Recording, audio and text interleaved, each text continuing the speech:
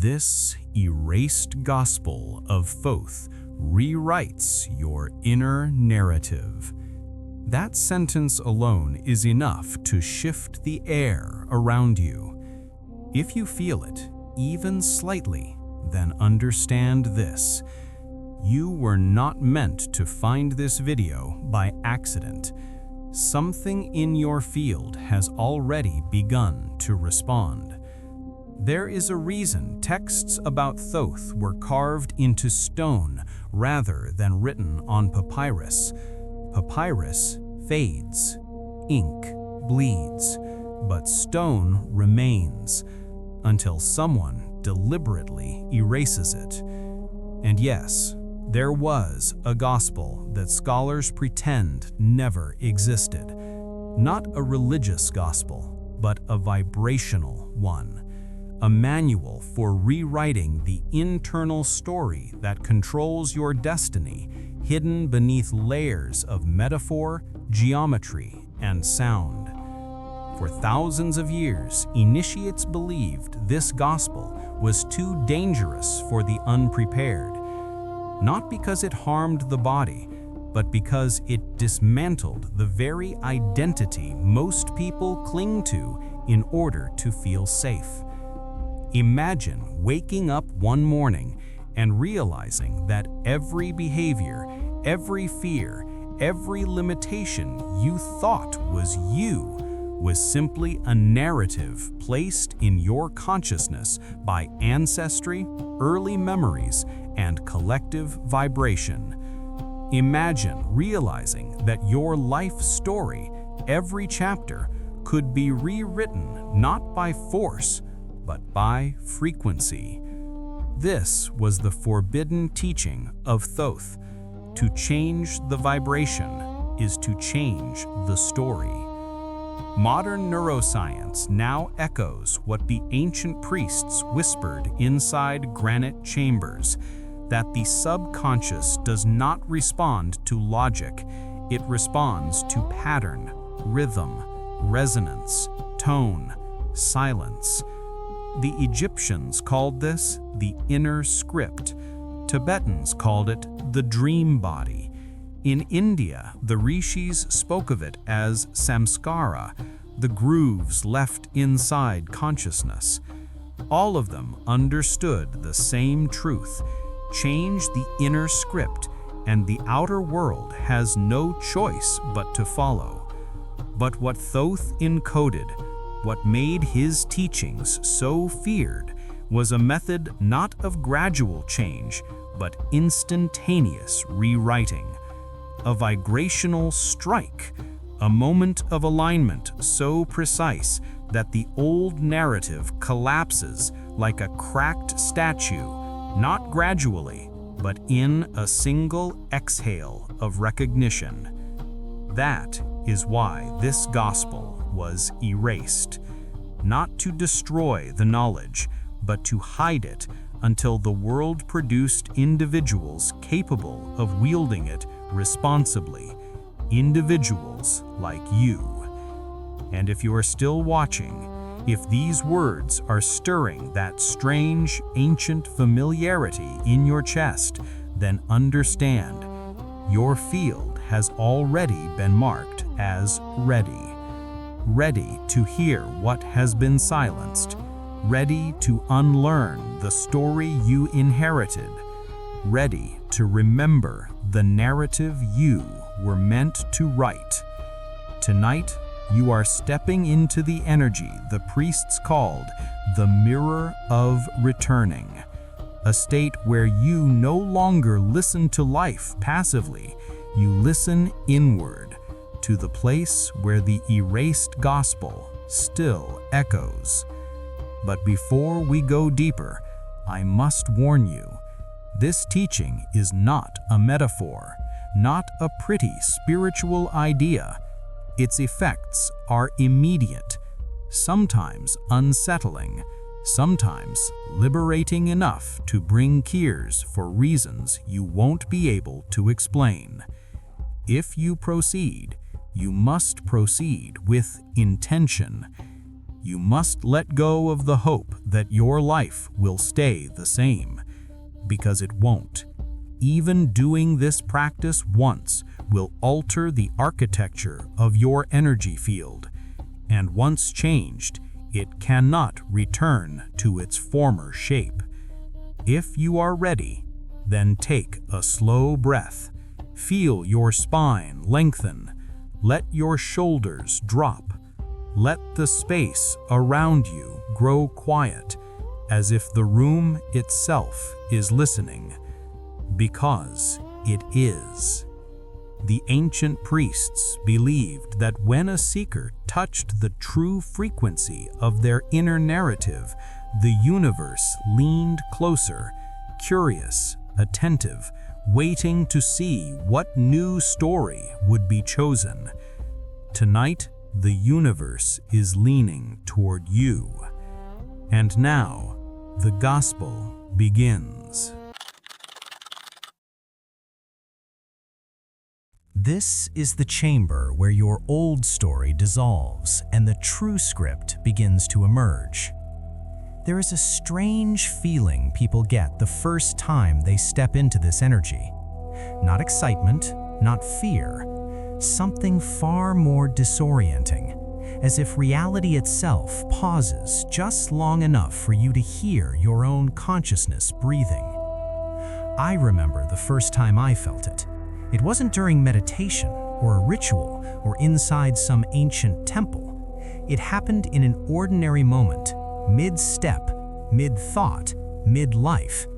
A sudden stillness, so abrupt it felt as though the world had inhaled and forgotten to exhale. If you've ever had that moment, that flicker of awareness that doesn't match the rhythm of your day, then you've already touched the mirror of returning. But what is it? It is the first instruction of the Erased Gospel, the first threshold, the point where you stop trying to become someone and begin returning to the one you were before the world told you who to be. The mirror is not an object. It isn't a ritual tool. It isn't a symbol carved in the emerald tablet. It's a state of perception, a vibrational zone where the subconscious becomes transparent, where the patterns that rule your life rise out of shadow and into view. The ancient Egyptians described it with a single phrase, found partially etched onto a broken limestone block. He who sees himself returns to himself. Scholars mistranslated this line for decades, thinking it referred to moral introspection. But the priests of Thoth were not concerned with morality, they were concerned with frequency. To see yourself meant to perceive the vibration behind your thoughts, the underlying tone that shapes your identity, the script that hums beneath your personality like a quiet engine. The mirror of returning is the place where that tone becomes audible, not with the physical ears, but with the inner sense the Egyptians called Sefet Hu, the hearing behind the hearing. And this is where your initiation begins. The fractured story you've been living. Every human carries two stories: the chosen story, the life you consciously want; the inherited story, the vibration you absorbed before you even had language. Guess which one wins?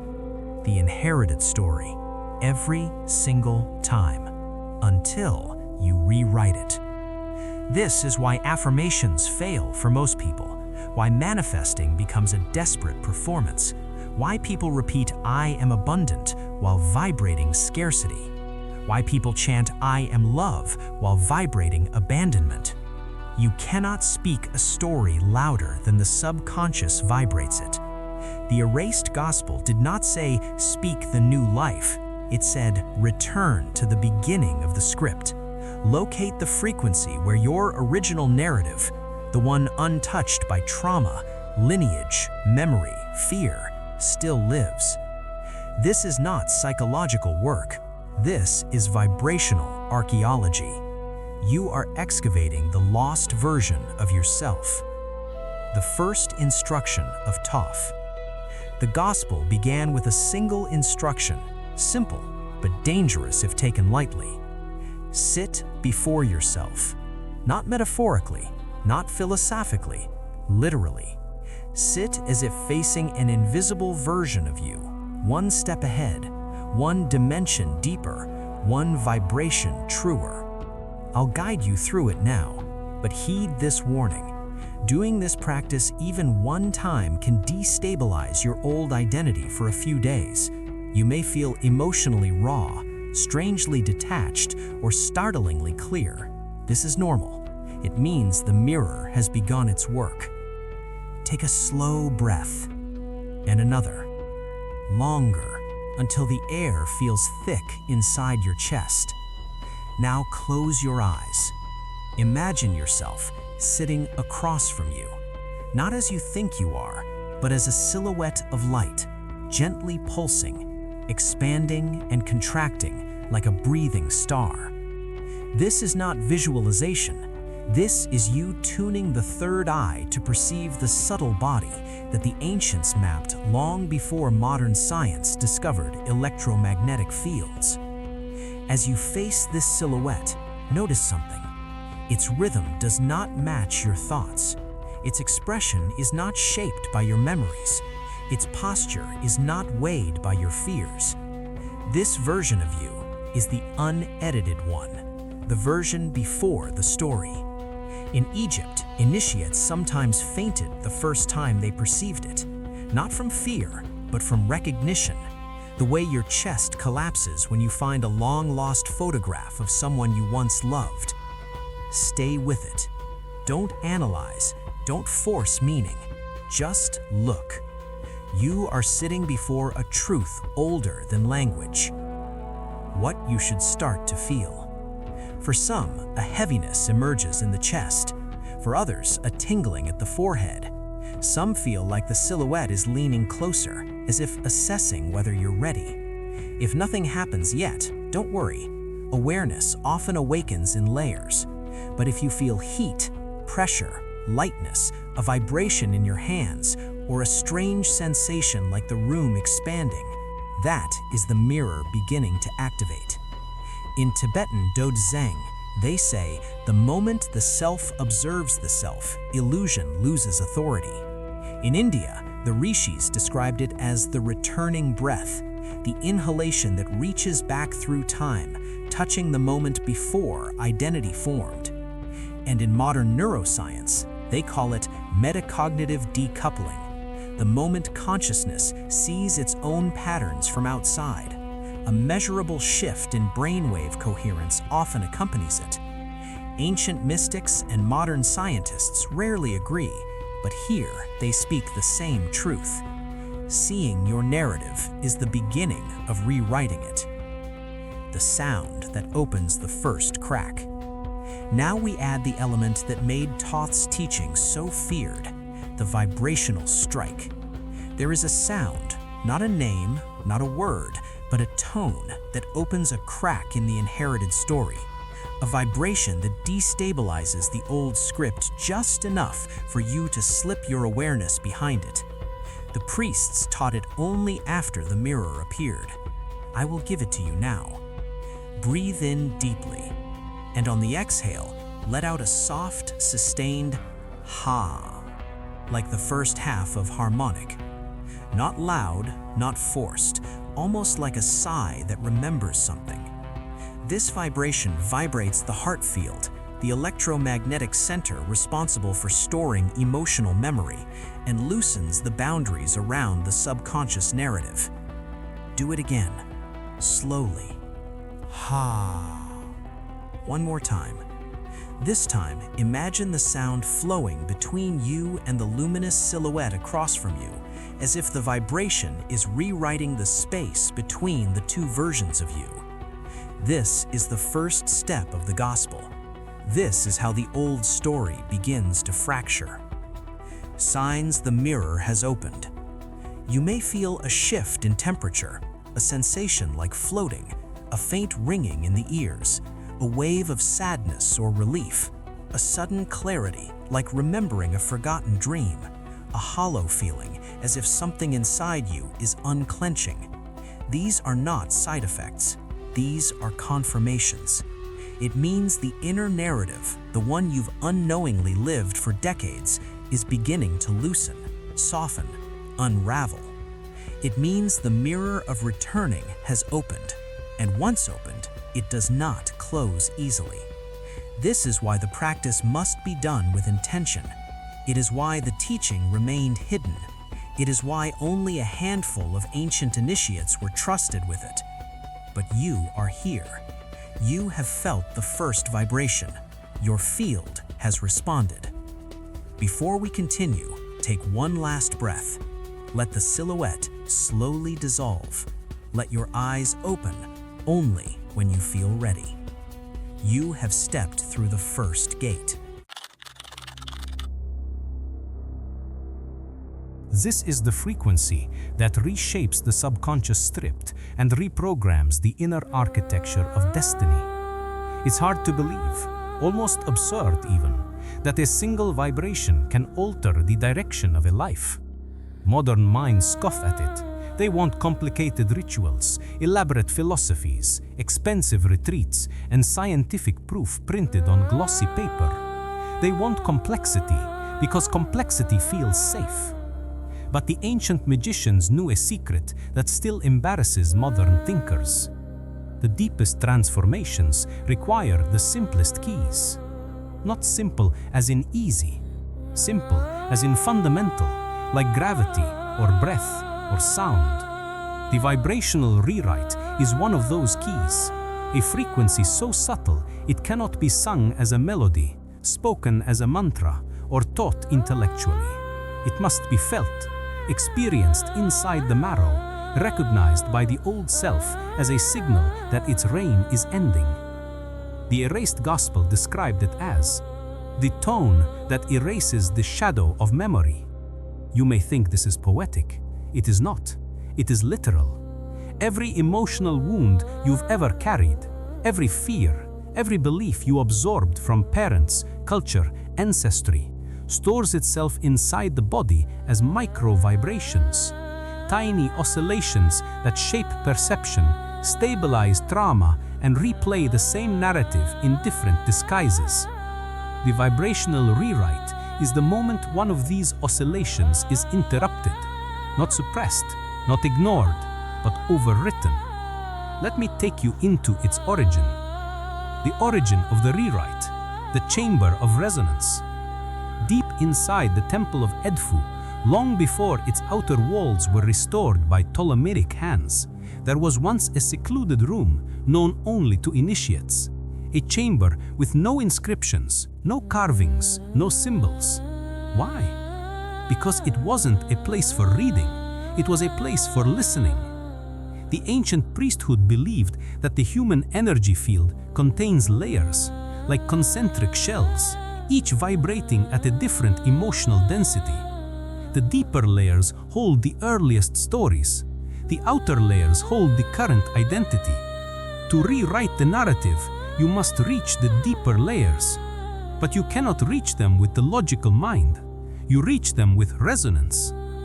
Inside the chamber of resonance, initiates were taught one truth: to change the story, strike the field. This is the vibrational rewrite. A single frequency, one precise tone, delivered with intention, could collapse an entire emotional architecture. Some initiates described the experience as euphoric. Others said it felt like death. Others reported vivid dreams of past lives unraveling. A few never returned to ordinary life the same way again, not because they were harmed, but because the old identity simply disintegrated. The tone hidden in 3 civilizations. Egypt was not the only culture to understand this. In India, yogis spoke of the anahata nada, the unstruck sound, a vibration that seems to come from nowhere, yet reshapes the emotional field with uncanny precision. They described it as the sound of the heart remembering itself. In Tibet, dream practitioners used the pa-wa breath, a vibrational exhale that launches consciousness past its habitual story into a more authentic state. In early Christianity, before Rome sanitized the teachings, there existed references to a living word, not linguistic, but vibrational, that divides soul from spirit, meaning it separates the inherited self from the essential self. 3 civilizations, 3 descriptions, 1 mechanism. A vibrational strike that exposes the truth beneath your story. Your field is ready for the rewrite. Now let us enter the technique itself. But before we do, you must understand what will happen. This is not relaxation. This is not positive thinking. This is not placebo. This is an energetic event. If done correctly, even one time, it will produce one of the following effects. A memory you haven't thought of in years resurfaces. A fear dissolves so quickly it feels unnatural. A sense of déjà vu intensifies. You feel like you're watching your own life from outside. You suddenly perceive what story you've been living and how false it is. If none of these happen, don't worry. It simply means your field needs one more layer of preparation. You'll get there. But if something shifts, even subtly, know this: the rewrite has begun. The tone of disruption. Here is the paradox. The rewrite does not begin with the perfect tone. It begins with the disruptive tone. The tone that cracks the shell of the old identity. This tone is not beautiful. It is not soft. It does not comfort the ego. It sounds like this, performed quietly on the exhale. This sound vibrates the deep fascia, the layer where emotional memories anchor themselves. When you produce it with intention, it destabilizes the narrative structure of the subconscious. Let's begin. The practice, the vibrational rewrite. Step 1. The descent. Sit comfortably, spine straight, eyes half closed. Imagine your awareness sinking into your body as if descending a staircase inside your chest. Each step takes you deeper into silence. Step 2. The disruption. Take a slow inhale. On the exhale, whisper. Feel the sound scrape gently through the ribcage. Don't be delicate. Don't be strong. Just be steady. Repeat it 3 times. By the 3rd exhale, you should feel pressure behind the eyes, a subtle trembling in the hands, a heaviness in the eyelids, an emptiness in the stomach like falling. These are not coincidences. They are the subconscious beginning to unmask. Step 3. The contact.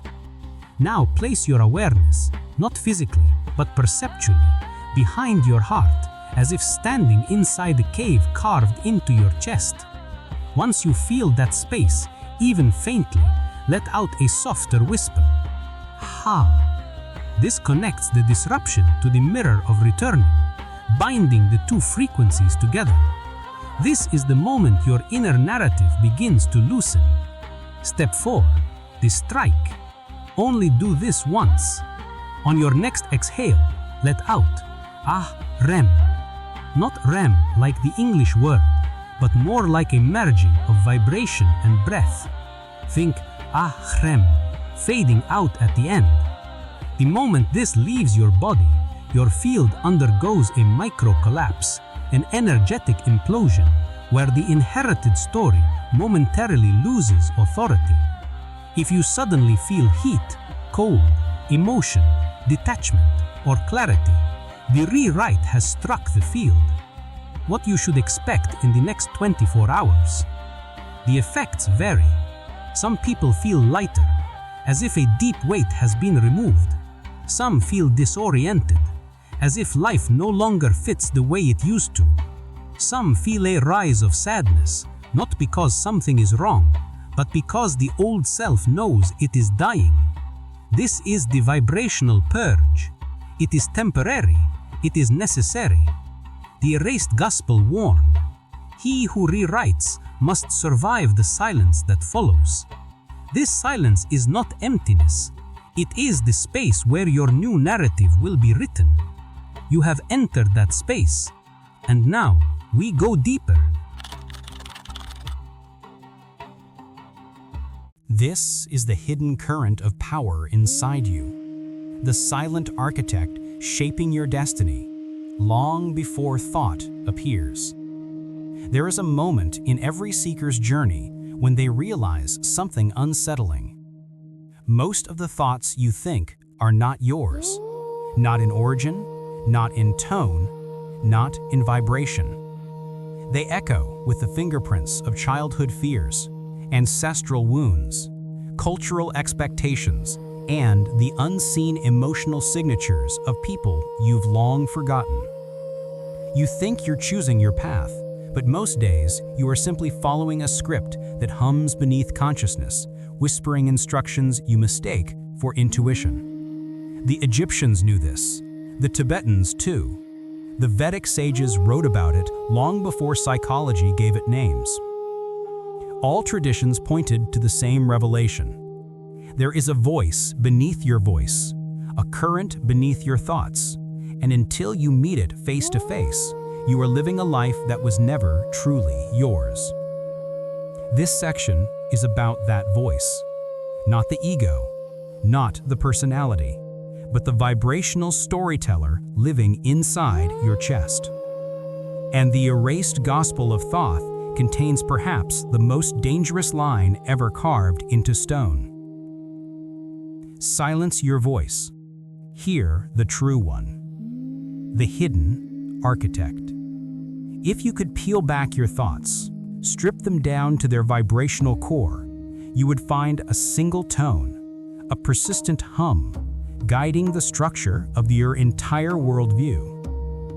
It dictates what you believe is possible, what risks you avoid, what love you accept or reject, how you interpret silence, attention, conflict, how you relate to the unknown. This tone is the architect.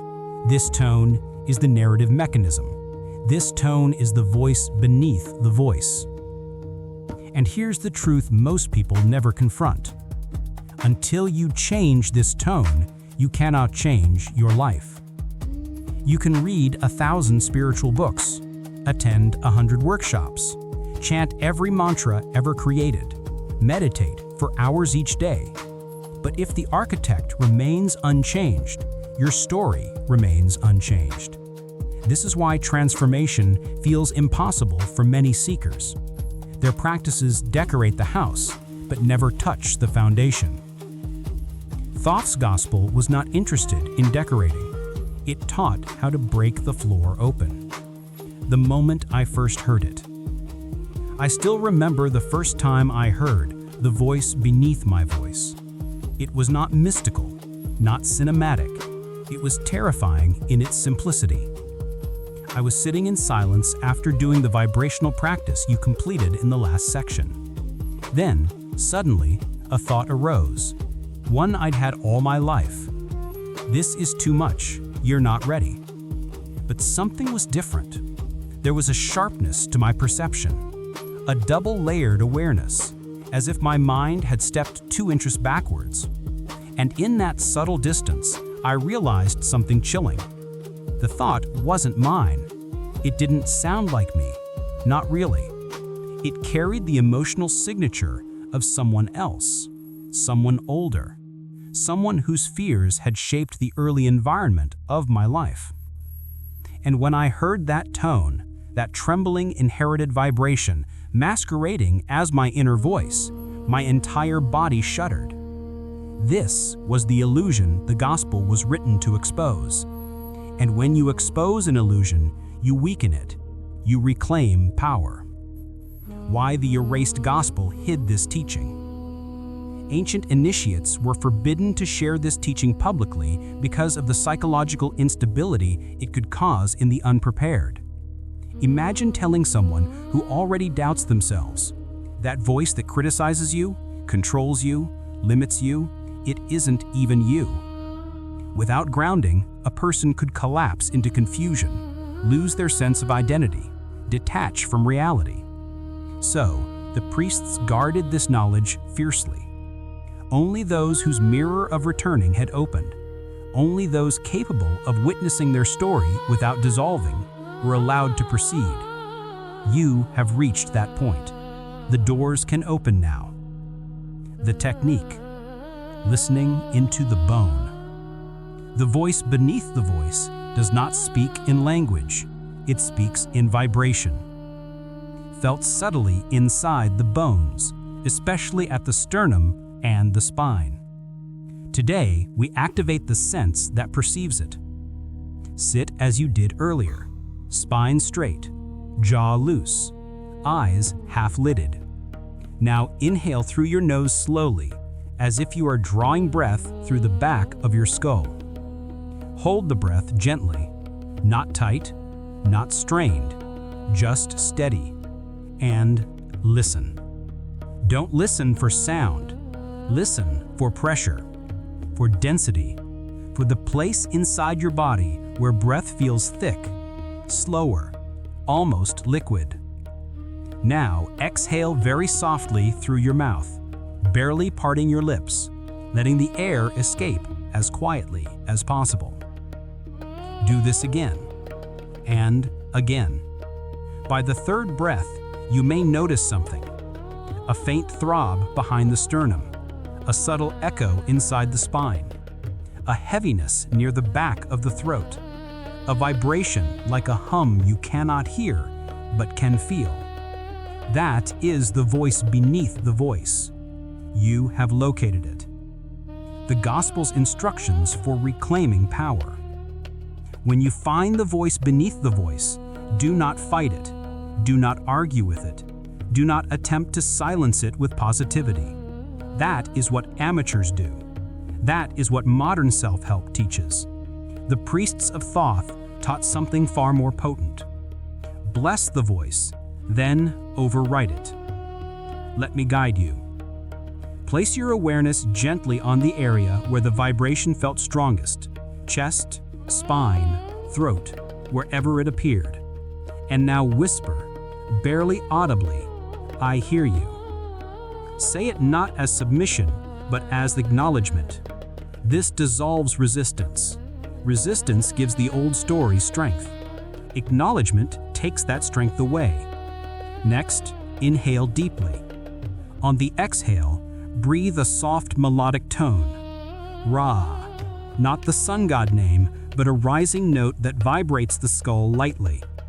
This tone generates coherence in the brainwave field, synchronizing hemispheres, creating a vibrational environment in which the old narrative cannot survive. As you release the tone, place this intention: this is no longer my voice. Say it inwardly with conviction, as if delivering a decree to your own field, because that is exactly what you're doing. Signs the rewrite has reached the neural layer. Within the next moments, you may feel a sudden emotional release, a sharp inhale without meaning to, a ringing or buzzing around the ears, a wave of nostalgia, grief, or clarity, a sensation like a veil lifting, a flash of memory that suddenly feels not yours. These are the neural imprints detaching from the vibrational layer. This is your inner architect losing its hold. This is your true voice preparing to rise. A warning from the priests. In a fragment buried in Saqqara, scribes translated this line: when the false voice weakens, it will fight. Expect resistance. Expect old thoughts to flare up. Expect doubt, distraction, strange dreams. Do not fear this. It means you are winning. The old script is dissolving, and, like any dissolving structure, it trembles before collapse. You are not the trembling. You are the collapse. And beneath it, your true voice is waiting. You are ready for the final gate. You have opened the mirror. You have struck the field. You have exposed the voice beneath your voice. Now comes the most potent step of all: rewriting the narrative at the vibrational origin. This is the step the priests rarely taught. The step that can rewrite a lifetime in a single moment. If you are ready. This is the final threshold, where the old identity dissolves and the true narrative emerges, clear, unfiltered, vibrationally alive. There are moments in life when everything feels unfamiliar. The air, your thoughts, the room you sit in, the person you have been for years. Most people interpret this as confusion. The ancients recognized it as something far more sacred, the self shedding its old skin. This final section is not about understanding. It is not about belief, philosophy, or myth. It is about becoming. You have already opened the mirror. You have disrupted the subconscious script. You have confronted the voice beneath the voice. Now you stand at the most dangerous and powerful doorway of all.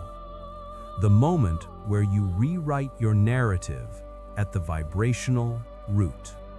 Take a breath, slow, deliberate, deeper than the ones before. Because once we begin, the self you walked in with will not be the self you walk out with. This is the part of the gospel that was erased not out of cruelty, but out of mercy. The priests feared what would happen if unprepared minds attempted to reshape themselves without grounding.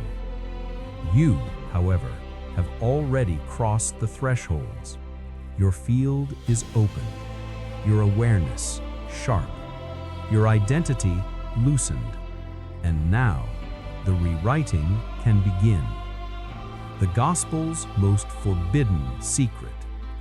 In the preserved fragments found beneath Komombo, archaeologists uncovered a single intact line, one so powerful it was likely removed from later copies on purpose. The story you obey is the story you become. This line was the heart of the gospel. The priests feared it because it revealed something uncomfortably direct. You are not living your destiny. You are living your obedience. Obedience to past trauma, family vibration, cultural programming, self-doubt, old emotional residue, invisible ancestral patterns. To rewrite the narrative, you must withdraw obedience. And the only way to do that is through vibrational assertion, a frequency within you that declares, I am the author now. This frequency is not a metaphor. It has a specific tone, a biological effect, and an energetic signature that alters the electromagnetic field around the heart. The priests called it Ka-Ra-Um, the sound of re-authorship.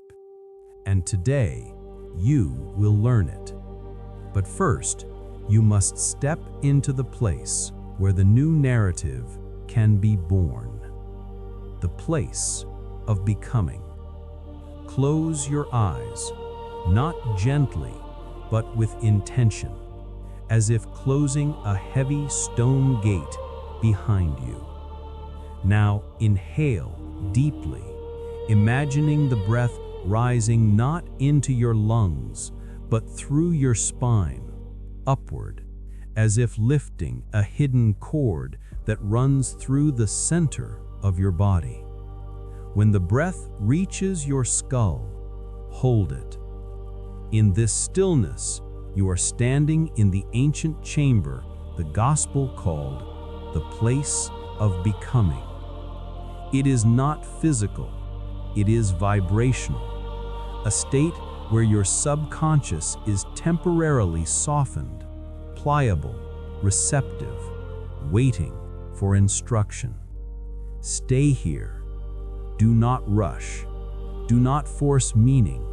Just be present. You may feel a trembling in the chest, a hollowing sensation in the abdomen, light caught behind the eyes, a soft ache between the eyebrows, heat rising along the spine. These are signs that your field is preparing to receive the rewrite. When you are ready, exhale very softly, as though releasing air through silk. The tone of reauthorship. Now we speak the tone. The ancient priests warned, speak it only when the old voice has loosened, for once spoken, the inner architecture will change. Today, your architecture changes. Inhale slowly. On the exhale, vibrate Ka, a deep, steady tone from the chest. Then, without pausing, rise into Ra, a warm ascending resonance through the throat and skull. And finally, let the breath taper into M, a soft hum vibrating the upper lip and nose. Together, Ka, Ra, M. This is the tone that tells your field, I am no longer who I was. Repeat it again, slower, deeper, not with volume, but with truth. Ka, Ra, M. On the third repetition, place your awareness on the space behind your heart. This is the chamber where narratives are stored. Now speak the tone one last time. As the final M fades, imagine the old story collapsing, not violently, but like sand drifting off a sculpture, revealing the true form beneath. You may feel a moment of disorientation, a strange emotional emptiness, a sudden silence that feels too large. Do not fear this. This is the moment the Erased Gospel promised, the moment of becoming. The new narrative rising. In the seconds after the tone fades, a new energy begins to gather in the chest, subtle at first, like a pulse you can almost hear. This is not imagination. It is the reorganization of your electromagnetic field. Modern science has measured similar shifts during heart-brain coherence states. Ancient mystics described them as the soul reshaping itself, the new destiny stepping forward, the inner sun remembering its light. You may feel warmth, or a brightening behind the eyes, or a sudden urge to breathe deeper. Let it happen. Now, silently, inside your mind, say, my story begins again. This instruction seals the vibrational shift. You have rewritten your narrative, not conceptually, not emotionally, vibrationally. And a vibrational rewrite cannot be undone. The signs of rebirth in the coming days. The priests recorded the following signs in initiates who passed this final gate. Ordinary conversations feel hollow or artificial. Your old fears don't bite the same way. New opportunities appear abruptly. Synchronicities accelerate. Your intuition becomes louder, more precise. People from your past feel less connected to your emotional field. You sense your energy vibrating differently in your body. Some initiates even reported dreams of old rooms, old houses, old versions of themselves dissolving, symbolizing the collapse of the inherited narrative. If any of these appear, understand, your rewrite has taken root. The final instruction, becoming the author. Sit quietly and let these words sink into your field. You are no longer the character. You are the storyteller. You are no longer the puppet. You are the puppeteer. You are no longer the echo. You are the sound. This is what the Erased Gospel wanted you to remember. This is why it was hidden.